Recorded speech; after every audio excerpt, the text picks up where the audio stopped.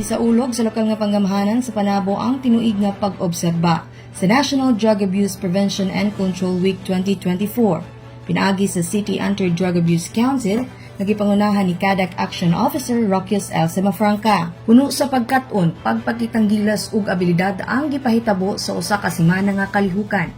Diin lain-laing aktibidades ang gipartisiparan sa mga estudyante nga nagikan sa mga tulungaan sa syudad. Anay gipahigayon nga poster making, graphic design, spoken poetry, movie making, songwriting, ug interpretative dance competitions alang sa mga kategoryang elementarya, junior high school, senior high school o kolehiyo.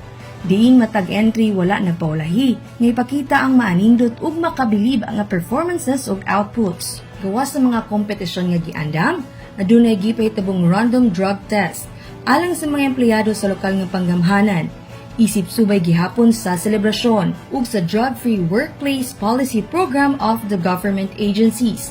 Kauban ang koordinasyon sa Philippine Drug Enforcement Agency Provincial Office. Atong usab sa National Drug Abuse Prevention and Control Week 2024, mituyok sa mga eskwelahan sa syudad sa Panabo ang mga personahe sa City Anti-Drug Abuse Council aron magpahigayon og Drug Abuse Preventive Education Program. Diin gisgutan ang Republic Act 9165 o ang Comprehensive Dangerous Drugs Act of 2002, unsa mga drug paraphernalias ug ang types of illegal drugs, effects and penalties niini. Tema sa selebrasyon karong tuiga mao ang prioritizing health base in drug abuse and prevention and control. Diin pa man, nagmalampuson ang kasaulugan nga nagtumong sa pagprotekta sa katawhan, labi na ang mga kabataan ug malikay sa daotang mga epekto nga may kalabutan sa ilegal nga droga nga usa sa mga ginapangusgan sa administrasyon ni City Mayor Jose E. Relampagos. Kini si Team Acevedo, nagikan sa City Information Office Broadcast Services